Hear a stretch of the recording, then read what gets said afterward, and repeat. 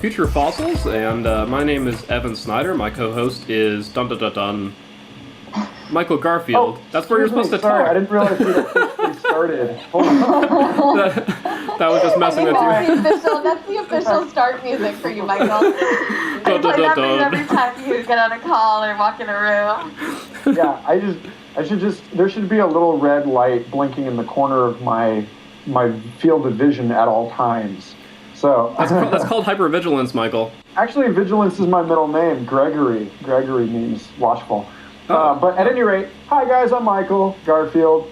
I also work here. In the highly relativistic sense. And our guest tonight is our friend Maraya Karena. Was sent a few links before our chat here tonight for your YouTube channel, so we'll go ahead and link to that in the description of the podcast if people want to check out your really awesome and fun rants on YouTube. Awesome, thanks. So Maraya, this is a special occasion. You are our first female guest. True. And, really? Yeah. And even though we have just started this podcast, that's still a big deal. That's an honor no one can ever take away from me. Yeah. Well, which is not to say that we don't have a lot of really amazing women for future guests and are in the process of booking them right now. But you are somebody that I just don't ever get to talk to as much as I would like. And so I'm really glad that we have you on board. Since you're going to be better at defining this sort of multivalent, slippery identity that you've created for yourself than I am, why don't you tell people a little bit about what you're into right now and what's alive for you at the moment? I like the way that you described that, largely because it's been very, very difficult for me to construct any sort of identity to put on myself. Pretty much because I spent so many years following my own growth process and just getting into things that I've been interested in, and it's led me down so many roads that it's hard to put one label on it. Well, we only have room for one label, so you might have to... No, I'm just kidding. Let's see. How would I describe myself? I would say... We need a hashtag. No, I'm just kidding there too. Darn. Sorry. See, this is the exact issue that we find ourselves in. Right. If anything, I think identity construction is one of the great violences of probably capitalism in this area. It seems like, there's a time when you get to be free of identity, or at least in terms of branding yourself as something, and it only comes back in when we try to enter the workforce and come up with our publicity materials and our website and all of that. Yeah, actually, we spent the whole first podcast, Evan and I, just going back and forth about the nature of time. And then after that sort of numerical conversation or geometrical conversation, it felt right to make our second conversation all about a more feminine understanding of time in terms of, cycles and influences. And so we see this, we talked about this issue of time as, from some points of view, something that you can name and quantify and measure, and in certain other senses, something that's very much unique and relative to the observer and kind of shifting and you can never really be sure that there's so much about the quality of one moment compared to the quality of the next that makes this minute totally different from any other minute that's ever been. And you're right that it does seem that it's cricket pressure that requires us to not only measure time down to the fractions of a second, but also to name one interval compared to another interval for the purposes of trading it in a place. So that's actually one of the reasons I'm really glad to have you on board, so that you can help us poke at and unravel some of these assumptions that we make about time and the way that we exist within it. Yeah, please do. That sounds fun. Yeah, absolutely. I love the things that you're pointing to in time. And actually, when you first threw it out on Facebook that you were looking for potential topics about what you wanted to cover in this podcast, I think I even recommended to you this fundamental question of culture. I'm certainly in alignment with Terence McKenna in thinking that culture is not your friend, and being very suspicious of culture and the way that they instill cognitive categories and the way that they police boundaries of things like identity. And it seems like we live in a time where culture is almost being held up as the solution. People seem to think if we could make an intact culture or a life-supporting culture, that would somehow be the answer to a lot of the problems that we find ourselves in, without seeing the way that it's reimposing the same conditioning towards what is the measurement of time, what is the worthiness of a human being, what is allowed to really drop down into an experience in one's life. Forgive me for playing devil's advocate here, because this is... No, please. Because this is the question, right? It's like, we all have boundaries that we would love to see obliterated, but then what do? Do we replace it with nothing? It's like every cell has to have a membrane around the cell that gives it its integrity as a unit, And so how do you imagine groups of people coming together? Because, culture and society are like instinctual for us. Like we absolutely come together in groups that live together, that work together.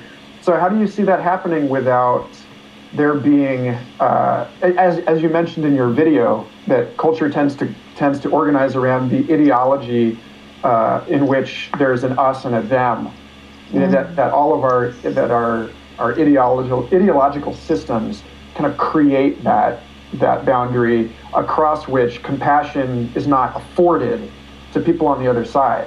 So like how can we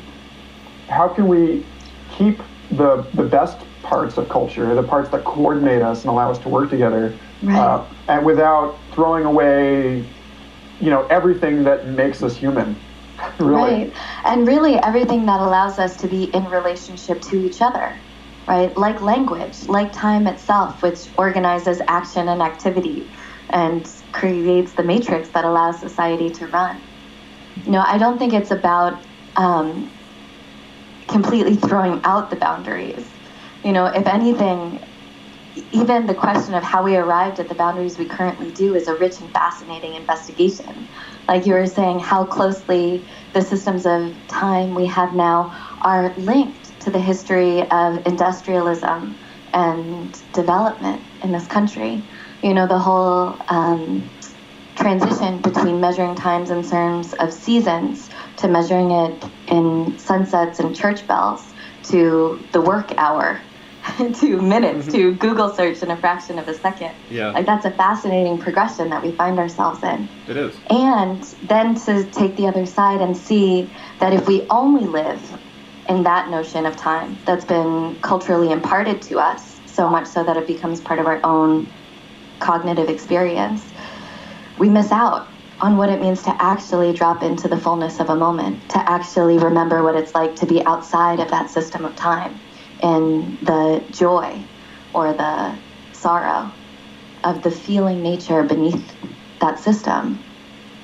Lots of windows into it and different perspectives you can take it at different times. And man, what an intro as to what you're interested in, by the way, because that dives right in, and we don't have to even segue at all, which is great. I always like the phrase that Terence McKenna pegged of culture not being your friend, but I always kind of thought it would be more interesting to look at it, and this is kind of how I feel about it too, as maybe not friends with benefits or frenemies or something along those lines, where there are elements that you can take it all down to. I'll take my Star Wars and I'll grab that and I'll go to the movies and walk away happy. But then at the end of the day, I would rather not have any sort of pay into a system of relinquishing or taking power from people, that kind of thing. And maybe Star Wars is that. I honestly don't know, but as a person, I sometimes just have to follow my own little, and so the culture is part of that. Culture is part of who we are. Absolutely. And I don't think, I love that you're helping me clarify, because when I say culture, I mean something very specific. And I'm touching it now talking to you guys, which is super exciting. Because I think it means really a lack of awareness. When I think of the boundaries that culture imparts, the way that it's experienced is someone doesn't even realize that they're there. They just are only expressing a sort of part of themselves because that's all the culture allows, and they don't even understand the ways in which they're being hemmed in. I think this is what's so exciting when you take psychedelics or you go to another country and you don't take it for granted, the customs and beliefs that you hold, because you see that there's another way to do it. Like Star Wars being bad, Star Wars is fucking awesome. Says you, says me, but not everybody. Realizing where we're limited and bringing awareness to it. Then again, David Brin, science fiction writer, has been, and I'm charging right down the alley on this one, Evan. I love it. You mean David Byrne by Talking Heads, right? David Brin, different person. Yes, the author. Yeah.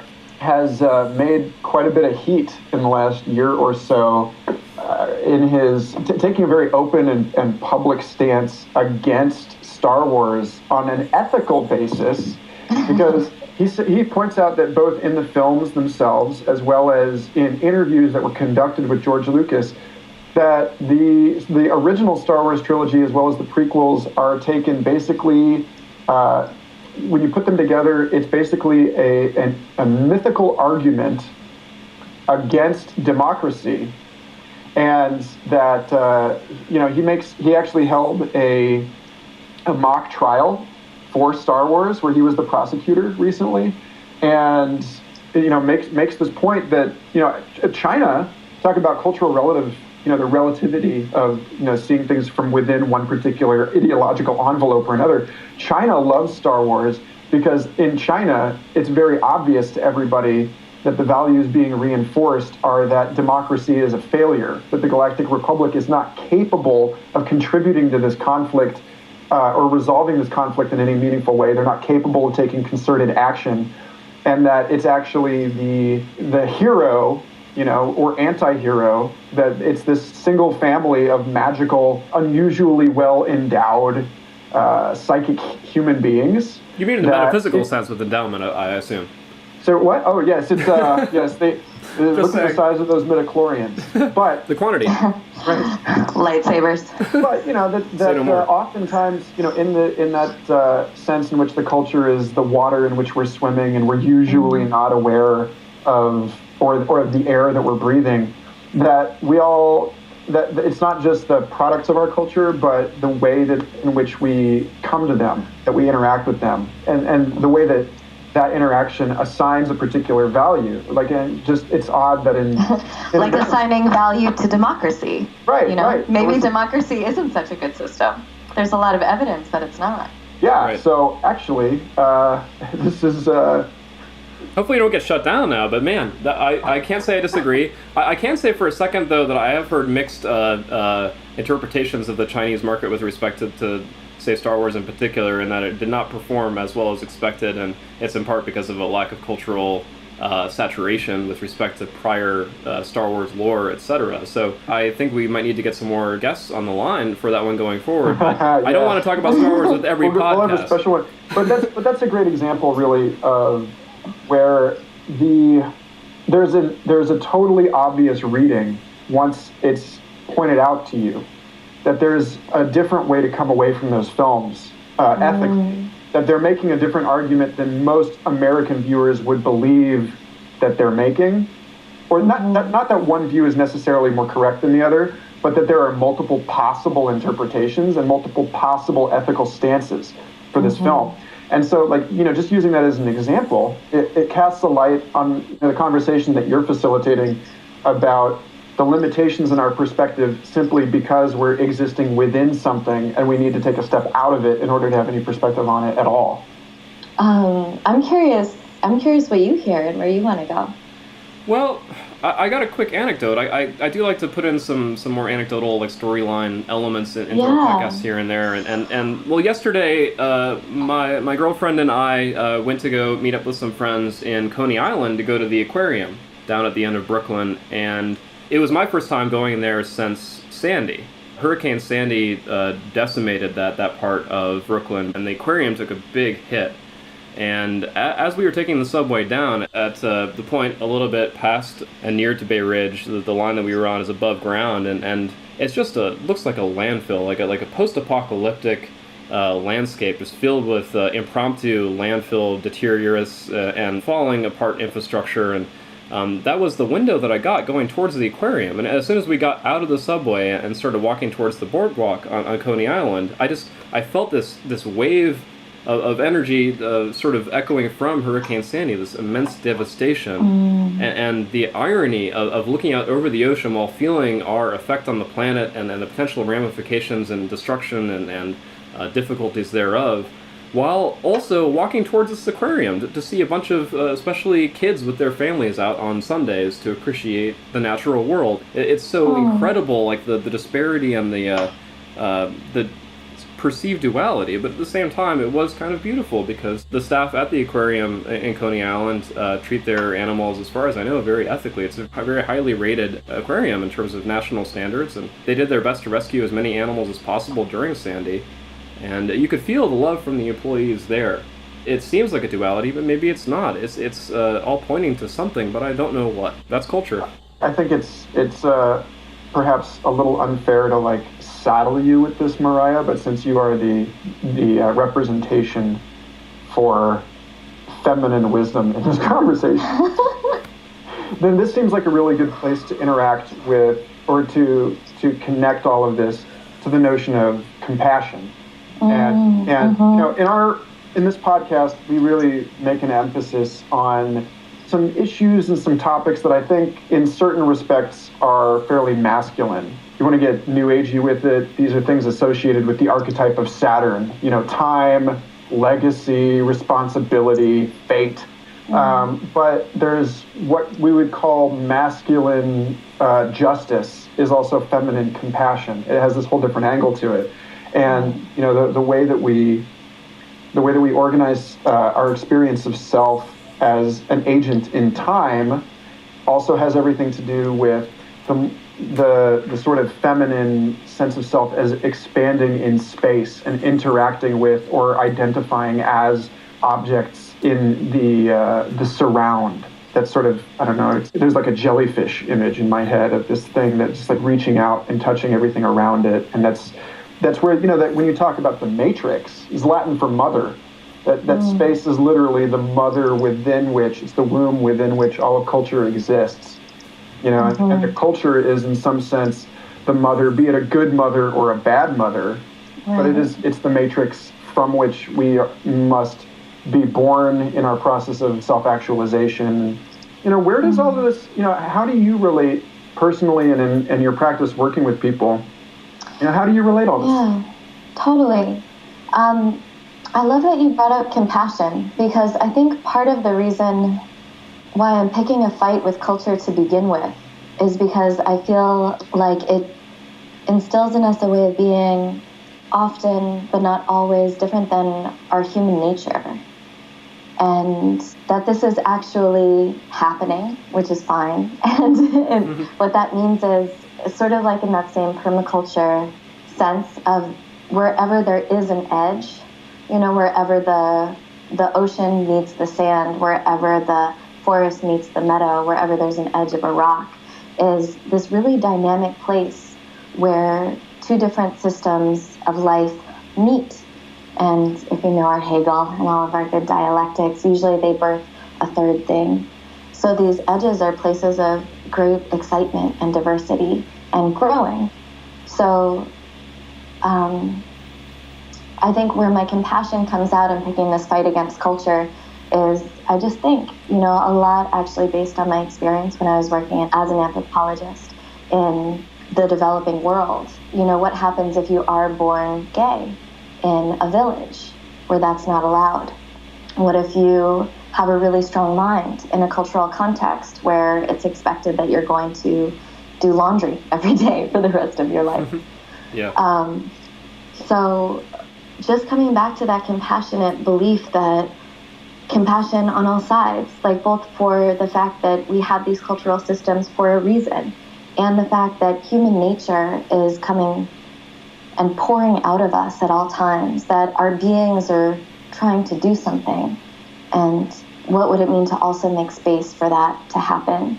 And that's what's really exciting and dynamic the sort of growth and movement within humans interfacing with time. And I just think when we bring love for the human spirit and for human nature, both to individuals and for the systems that we create, then they have the potential to do real change, real transformation. Because, I think about something like climate change, and what would culture tell us? Culture would either put us to sleep and tell us not to think about it and to keep buying and consuming and business as usual, or there's another culture that's trying to say desperately that we need to do something different. And a lot of times what I hear in that desperation is a lot of shaming and a lot of the other and a lot of self-hate, because maybe in the 60s they had the luxury of being able to say, if you're not a part of the solution, then you're part of the problem. But when we're talking about something with climate change, that's fundamentally about every system that we have that enables our survival.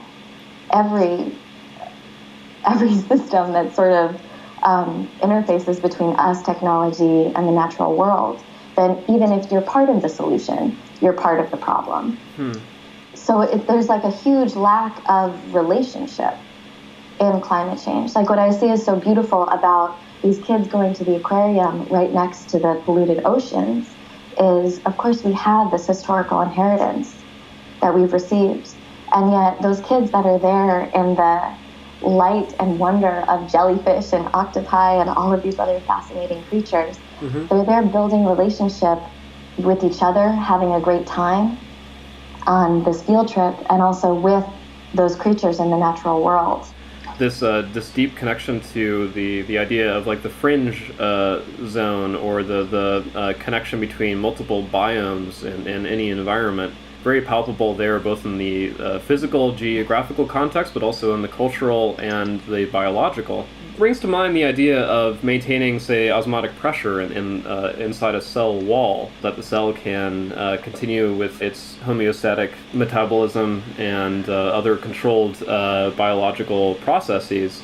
That in a way, culture seeks to define the edges and to hold things together with scaffolding and maintain homeostasis, but we are in a fundamentally dynamic and interchanging world, and cells cannot function without the ability for the lipid bilayer to allow proteins and other structures to pass through. So I feel like culture does have a role, but there is certainly an element of restraint and lack of potential when those controls are taken too far, or when they're bundled too far into dogma or expectation of what the culture should provide or what's expected of ourselves in that culture. Right, and I love that you bring in change so beautifully, because most of history, culture, religion, whatever you want to call it, is just the legacy of how humans have dealt with the undeniable fact that things change. Yeah. All flows, the Tao happens. And that needs to be built into our thinking. And, in a sense, this notion of culture is itself at risk of congealing into something, when it's like, in fact, we know that at the base of things, all of our concepts are built on language, which is built on associations, which is a very slippery substrate, that a word never means the same thing, precisely the same thing twice. By virtue of it being a linguistic object, it is situated differently in the context of every single person's unique experience. And so culture is already a permeable membrane, and we may kind of run a risk of, we cannot help but be the time in which we were raised and the circumstances by which we were enculturated. So it may be that we're already inescapably bringing some rather like rigid and inflexible ideas to this conversation about the problems that we have with rigid and inflexible ideas. Totally. Maraya, one of the things that we enjoy doing with guests and ask you is, in light of the idea that this podcast might be heard by someone 1,000 years from now who's understanding English through a brain implant, and it's just totally, who knows? Or that we all die out and some alien lands on this alien. I use that slur, right? Because that's alien really just means somebody who's outside of our little membrane, right? It's just alien to us.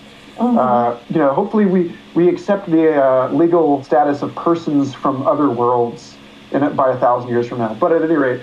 Or maybe we'll have become obsolete and we're just gone. Oh, God. Yeah, well, whatever happens. if this recording lasts for an unthinkable span of time, then not knowing anything about who's going to hear it, what kind of message would you offer in this time capsule to those that, beyond the event horizon of this recording? You don't know who's going to hear it. So what do you have to say to that invisible audience? And we can edit a gap if you want to take time, because it's not a loaded question at all. I know. It's interesting. Part of me is still on this thing about climate change, about climate change and what it means to love the human being within the complexity of climate change. And is it possible to love our desire for convenience, or the fact that we exist within a time scale of human life instead of planetary life, or even the life of a tree, where my problems with my boyfriend might take up 90% of my conscious thoughts in a given day, and then how much is really left over to think about the planet that's existing on a much longer time scale than I am, and how to actually love that truth of the human creature. I think Lacan said people don't change because of ideas, they change based on the evolution of their own desires. And part of what helps me love the desirous creature within is curiosity. Just to be very curious about who am I, and to be open about what it is that I want. And I think that helps me have a wider view of myself, and certainly of other people, if I can just be curious about who they really are and what their true nature is. And so expanding that out not only to trees and jellyfish, who might be aliens anyway, but to whoever might be coming to find a time capsule on the planet 1,000 years from now, is more of a feeling than any sort of expression that I would want to have. That there's a curiosity and a love for what we do find.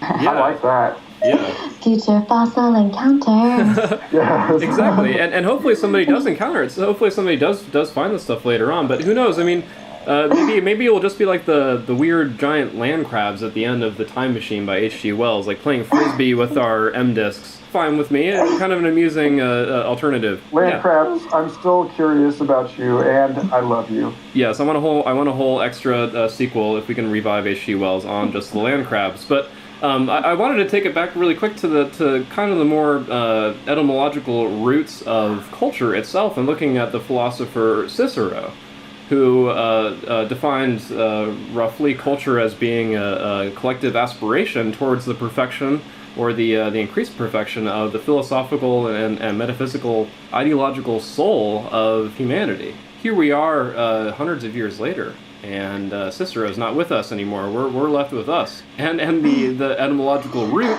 connecting to this person that we'll never meet. So where are we with that? I don't know. I don't know, but I like the idea that it could be hot. Well, it is getting hotter in terms of the actual temperature records on Earth right now.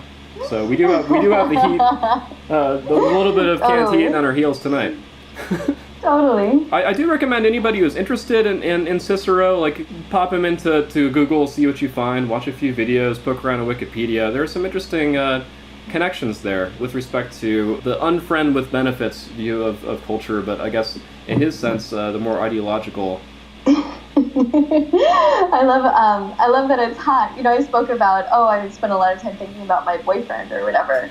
It's sort of like when we are invested in relationships that are hot, that are, addressing our desires, where we love, then we stick it out when it's easy and when it's hard, when it's good and when it's bad, for better or for worse.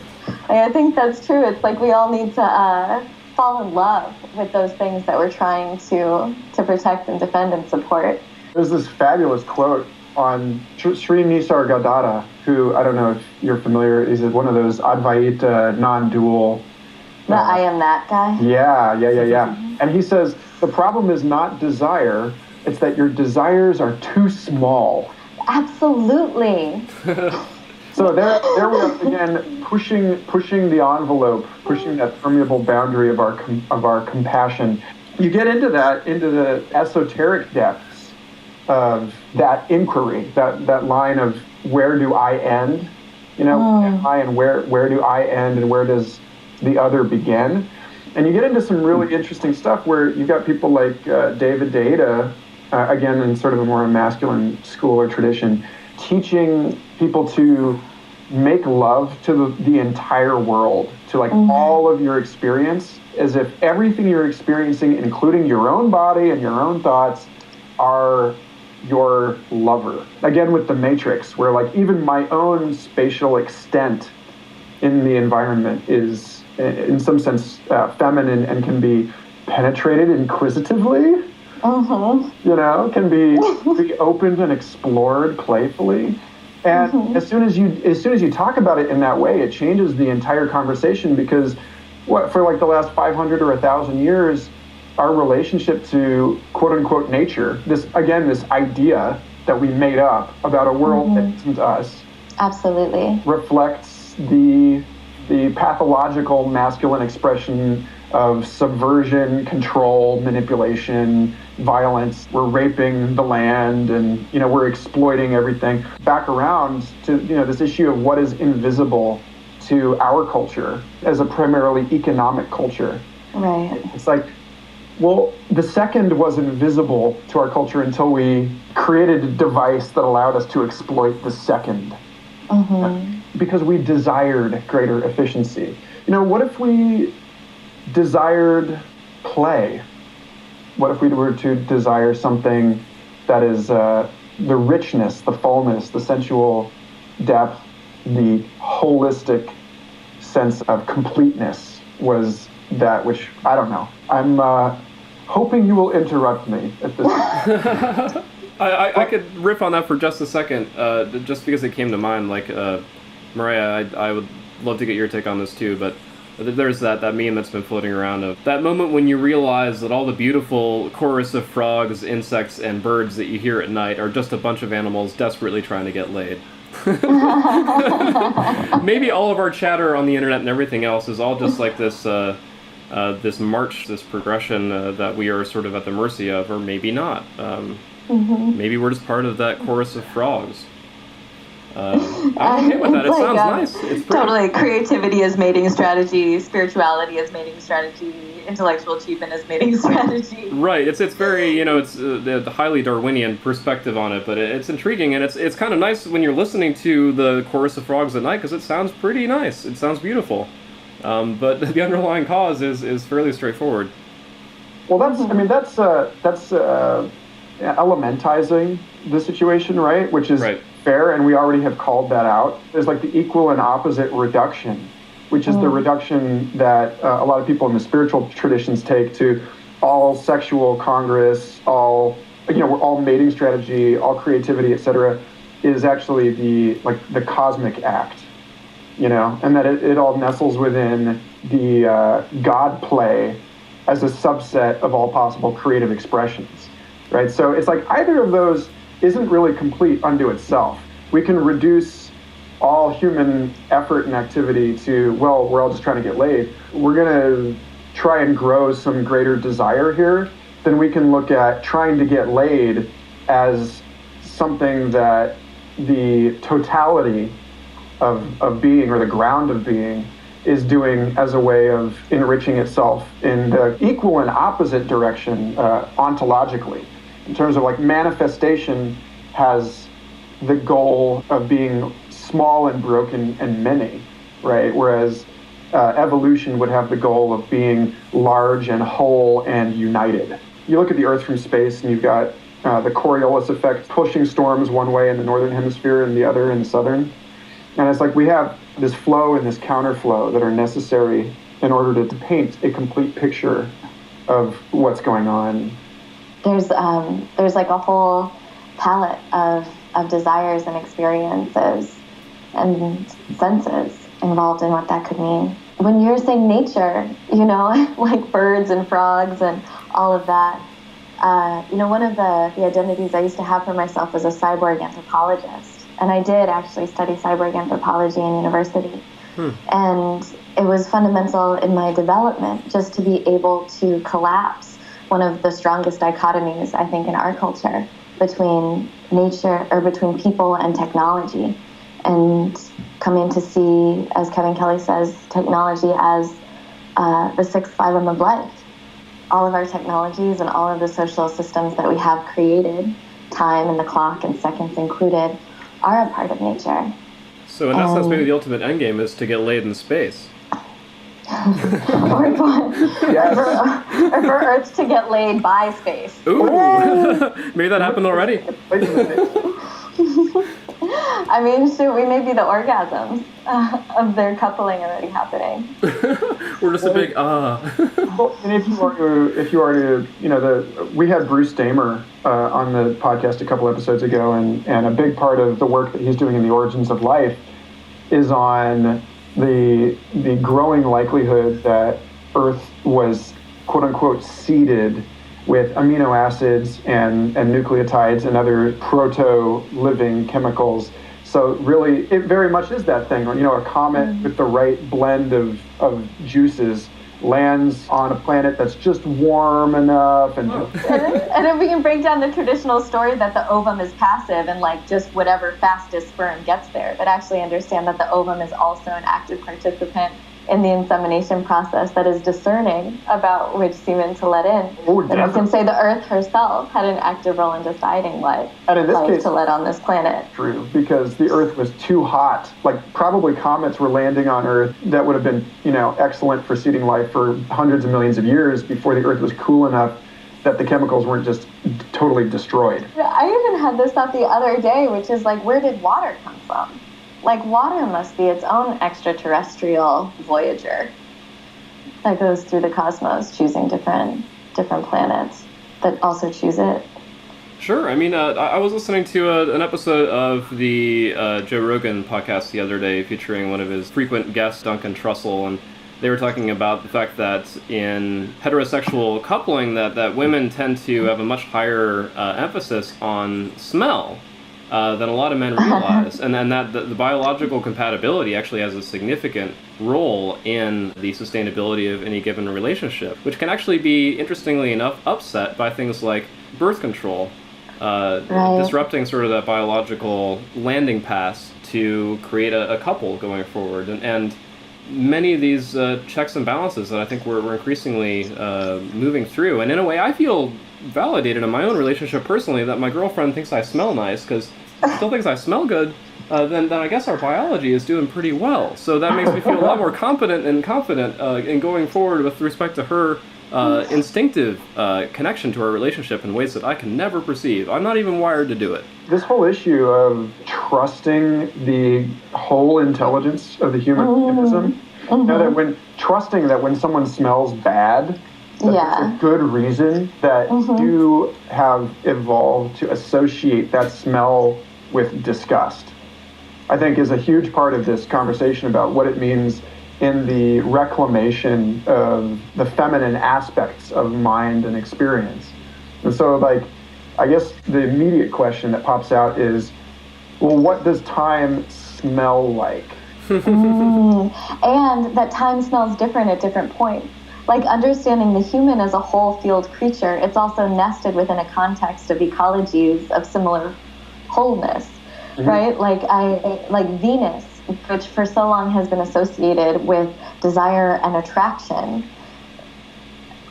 going back to the ancients, also does now in recent study have some scientific correlation to our endocrine system. That our actual chemical, yes, Venus and the cycles of Venus has been correlated to fluctuations in human endocrine systems, which means both the chemicals that we're producing and the chemicals that we're attracted to have some parallel with the cycles of Venus. There's a lot of similarity in how those planets were understood by different pre-modern cultures that were not in communication with one another. Right. And one of the big things with Venus is that these cultures were associating it with love, beauty, and attraction, but also with war, with conflict. And in Greek mythology, it's very obvious because Aphrodite is the woman that Zeus had to arrange a marriage for because all of the other gods were fighting over her. You know, and then there's this notion of you can't seem to separate attraction and because attraction requires dualism, it requires two entities and conflict. It's a physical thing. It's like friction. It's like just by having two, there's innately the potential for conflict in that relationship, and that it's the conflict that creates the synthesis. I mean, just imagine, like, Venus is doing something in the sky, and your chemistry and biology are doing something that activates your smell, attraction, and desire for someone. And all of a sudden you have love. It means inherently that you have something to lose. And if you think about, 7+ billion people all doing that together, it's no wonder that culture is kind of an asshole sometimes. It's like, how else to control this huge mess of biology?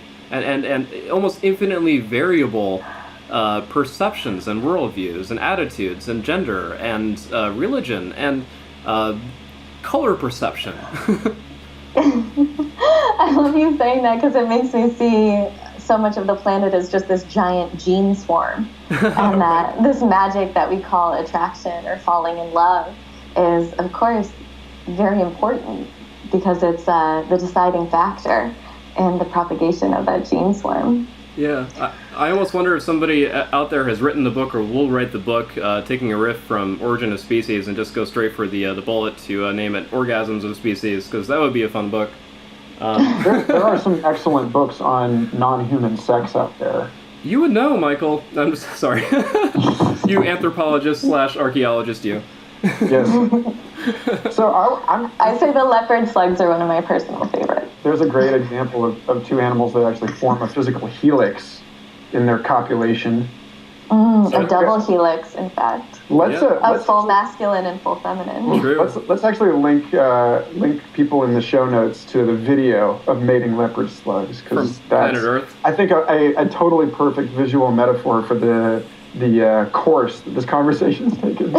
Indeed. I think that's from Microcosmos, not Planet Earth. I don't want to miss the opportunity, Maraya, to inquire a little bit more about your past life as a cyborg anthropologist, because one of the books that got me really into thinking about the coevolution of humankind and our technologies was written by a woman, a theologist. Her name is Jennifer Cobb, and she wrote a book called Cyber Grace in 1999 that, if any of you in the audience are interested, was a fantastic introduction to the history and current state of the relationship between the ideas of the internet and of cyberspace in general, with the notion of a process-based God that is constantly revealing itself through new bodies and new forms and new manifestations. And her last chapter was a series of conversations with women that are working in the cyber world on building out virtual reality and other new internet-enabled media. And the big critique from them, which unsurprisingly, was that there's not enough heart, that the internet as a reflection of our culture now is kind of sociopathic, because we haven't found a way to code for all of these subtle and unquantifiable aspects of our experience. So, I'd love to know more about your story with that, and how your study in that area, specifically, please go into a little bit about, for our audience, what cyborg anthropology even really is, and and how you got from there to here, and what changed for you in that process. Yeah. I think before I found cyborg anthropology, I was one of those same voices of feeling like there wasn't enough warmth in the realm of technology, that most of it was geared towards militarism and capitalism and this very impersonal world of exchanging haterisms online. And was definitely guilty of my own sense of nostalgia for some past moment that never was. And I too was introduced to cyborg anthropology through women, through Donna Haraway, who is one of the main pioneers in the field, and Deborah Heath. And if we are going to make things binary, like people like to do, and say that nature is a woman and that technology is a man or something. The podcast will be binary, by the way. Full disclosure. Ones and zeros. Yep. And all that other. All those algorithms and such. Is base materia. I think a lot of people see it that way, and see that see society and social structures as the the children of linear materialism raping the bountiful garden of the earth and giving birth to, Walmart or whatever.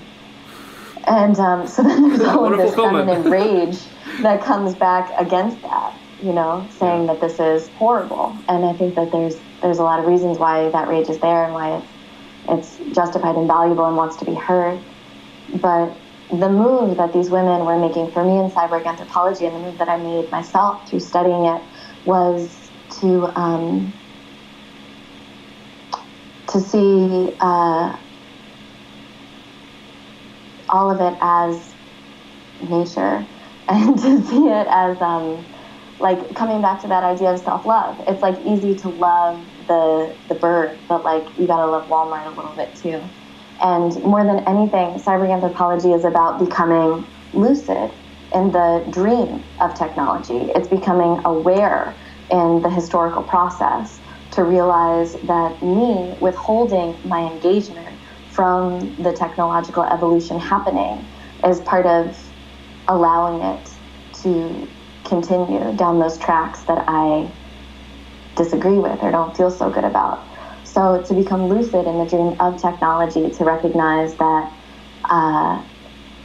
that humans have existed in intimate and reciprocal relationship with our tools and our creative implements, going back to the beginning of what could be considered human, and that to become lucid in that moment means that you actually get to choose how you want to interact and interface with tools going forward. Well, I have to say, speaking of the tools available, out of all the times I've been trolled on the internet, which has unfortunately been too many and will be many more times to come, I'm not sure if I can count a single instance of a woman being the troll. So the utilization of the technologies available, this cyber anthropology, is expressed in varying states. And for me, there is a correlation between the fluidity and honesty and respective communication and the feminization of that communication as well. And that does not just apply to my internet exchanges either. Honestly, I prefer the company of women in my personal time because it's a lot more fun and equitable, and I can get a lot more done and have more fun. Heart equals broken. Well, Michael, you're a bro forever. You're a BFF, and you know it. So you don't have to have your heart broken right now. Fair enough. Look at what we're doing. This is exactly what I'm getting at. I would say my ideas just on what it means to be a cyborg anthropologist have changed a little bit. Actually, after that movie Her came out. Great movie, by the way. Totally. Yeah. And it just seems so obvious that technology and artificial intelligence will obviously surpass us in the near future.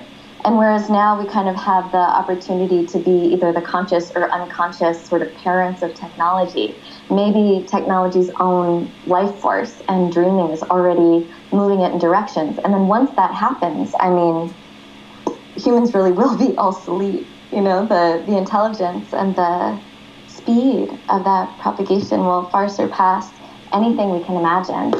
And what seems so cool about that movie is that there was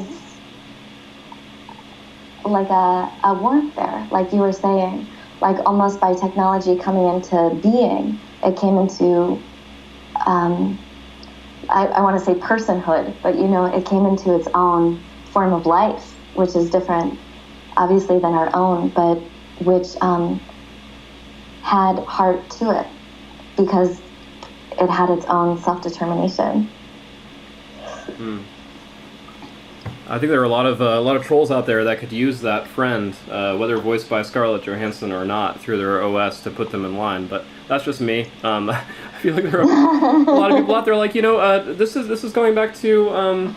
I know it's really sad to talk about, but the shooter in Colorado not too long ago at the abortion clinic. Once we had time to sort of reflect on who this man was and what his life was like, it seemed pretty evident that he was very lonely and really just craved the attention and the company of women. And who knows, maybe if we had an intelligent OS that could sort of impersonate that feminization and provide either a mother or a partner role, whatever it might be, a connection between the two, we could see perhaps like a reduction in violent crime, a reduction in mental health issues. People just need company, and there are, as a result of this constant onslaught against the feminine over thousands of years, a lot of lonely men out there because they don't know how to relate, they don't know how to interact or connect, and to me it's very sad. It's not that they're the victims or that they're evil. It's sort of this this deep empathetic resonance and sadness. I feel bad for him. I feel bad for everybody that got affected by that, like awful, but our culture is not right now that adept at connecting those dots, and I think we're getting better, and there's a lot of tumult as a result, and a lot of conversations that have been making the rounds constantly via our media and personal connections, but I do think that our technosphere, our internet and Internet of Things extending out into the physical world is having a feminine effect on our relatability, on our ability to connect those seemingly disparate hemispheres. That's my hope anyway. I guess we'll wait and see. The trolls again tend to be more vocal, and they do tend to be guys. Right. And my compassion point with trolls is just, I think it's very easy whenever you're not actualizing yourself in your life to have a lot of hate for things outside that are. It's like whatever criticism someone is lobbying against someone outside, they obviously hold against themselves really strongly as well. And it's probably all that criticism that makes it that much more difficult for them to create something and put it out there. Yeah. But my problem, I think what that movie Her showed is that even if there is a feminine OS that's created, relationship is a two-way street. Yeah. Right. Part of what's so aggravating about these shootings, or I guess something that's really painful, is there's this guy down in, I think, Santa Barbara, who ended up murdering a bunch of girls who went to that university, like went into a sorority and shot like 9 women. And he was, again, lonely, isolated, and in a certain way my heart goes out to him. And yet he responded with this huge sense of anger and entitlement. And he's like, these bitches should be fucking me, like these bitches are mine kind of mentality. And after he actually went through with all of the things that he was threatening to do on internet forums and in classes and even with his therapist, when he actually went through with it, the media came out and said, oh, he's a madman, he's a crazy guy, he's a bad apple. Yeah. Without looking at the fact that him previously saying those exact same sentiments had gotten tons of likes and hell yeah, man, from all of these forums that he was a part of. There's this deep entitlement there that I think is also part of our entitlement that comes out when we think we do deserve the resources of the earth, when we think we should be given the extensive amount of things that we take. It's in a way like a tragedy of the feminine role in our culture, that for generations now, mothers have in many cases been sidelined to a support role versus a leadership role, and to be allowed to pursue those relationships with their children fully and their relationships with themselves fully. And I do believe wholeheartedly that we've done our culture a disservice for generations now by suppressing the feminine, and it has, as a result, I think, taken us longer to figure this stuff out, and it's made it more messy. And I do feel that we have a responsibility to try to not tiptoe through this stuff, but walk confidently through it, be aware of the pitfalls and the briars and bracken involved, but still keep moving forward. We really need to. Have either of you guys read the Sex 3.0 wiki? No. Is it about three-ways? What's going on? It's a fabulous resource online, and I suggest that you mute your mics and look it up right now. Because it is a short history. It's a wiki, obviously. It's a user editable document, so it's a community project. But it's about the history of human sexuality, and about I'm gonna try and do the coup de grace here and tie together everything that we've talked about in this entire conversation by pointing out, one, in terms of seeing the internet as a feminizing force in society, seeing the violence against women and the non-human world upon which both of whom upon which we rely as an extension of this, the pathological masculine, etc. That there's something floating around in this about how it's not just that we create the structures of society in which we live, it's that they create us as well. And that when we talk about the word culture, going back to the etymology of culture, that culture has everything to do with the word cultivated, and specifically the cultivation of land. And it has to do with the emergence of a sedentary agrarian society. So this is, the quote-unquote civilization. Going back to Cicero, actually, with the agricultural, analogy, going back to Cicero. Yeah, so, if we want to link this to someone else's podcast, Christopher Ryan on Tangentially Speaking, whom I'm sure many of our listeners are already fans of him, he just finished writing a book called Civilized to Death, and it's about this very issue, about how what we exalt as civilization, and maybe this is where we're getting into a semantic issue here, where civilization, we take it as the premier step forward, but as is outlined in this wiki, they talk about how simply staying in one place and farming the land profoundly changed the way that we relate to the mystery, what was up to that point a sacred mystery of animal reproduction. And it changed our notion of time in respect to the way that we track and pay attention to seasonal changes, as well as over longer spans of time, the issue of generations, and like generations of an animal and being able to track paternity. And it was like out of this whole context that emerged our concept of ownership and therefore of entitlement.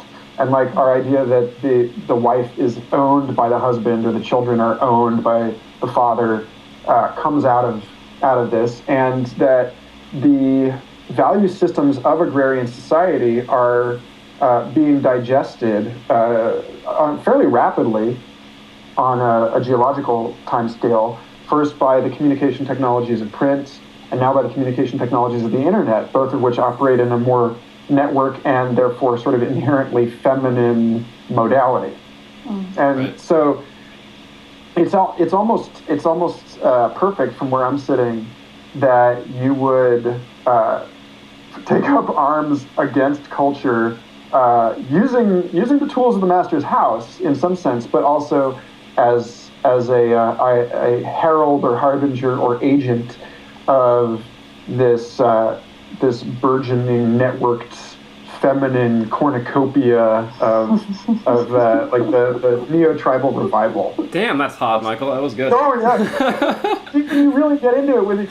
This is a Richard Doyle thing. Is that eloquence is, like you guys were saying, it's for mating, but it's the song that seduces the listener to break down that boundary, to allow the walls of the self to relax just a little bit and to be entertained, to be captured by something. And like, hopefully, that's what we're doing here.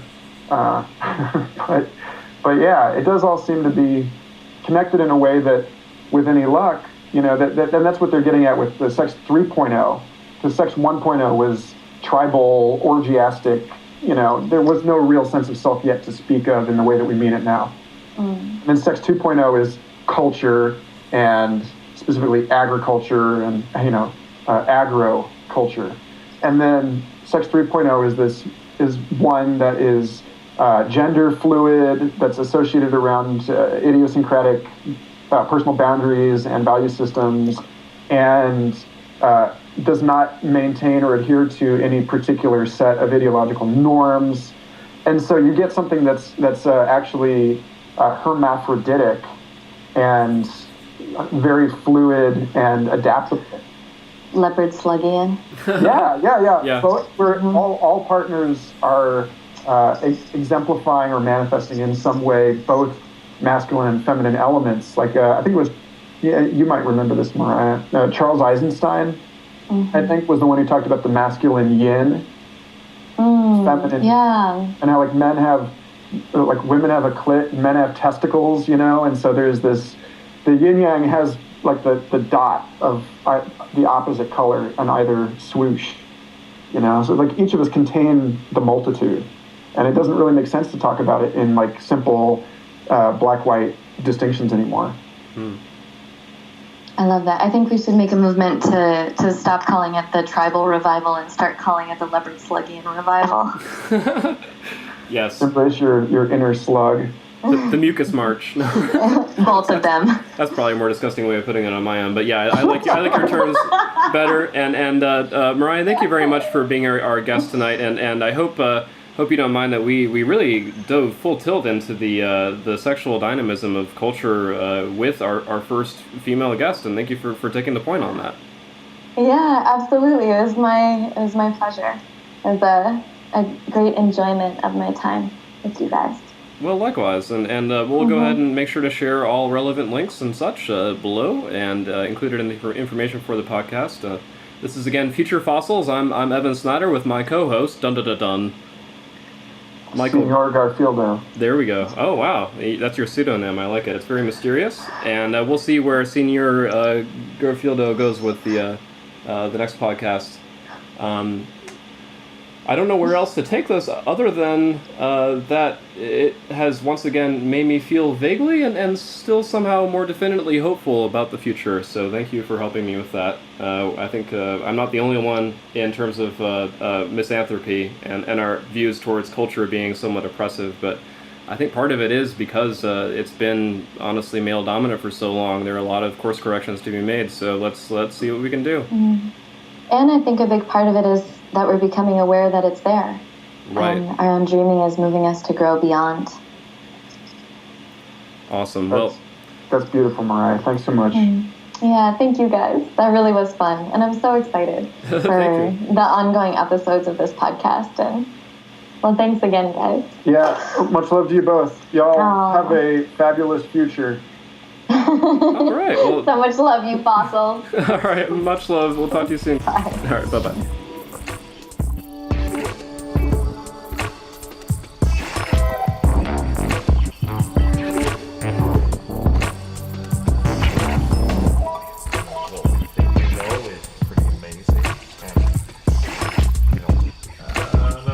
We've got a lot more to learn. The work is not done here, and we may not ever figure it out. We probably won't figure it out.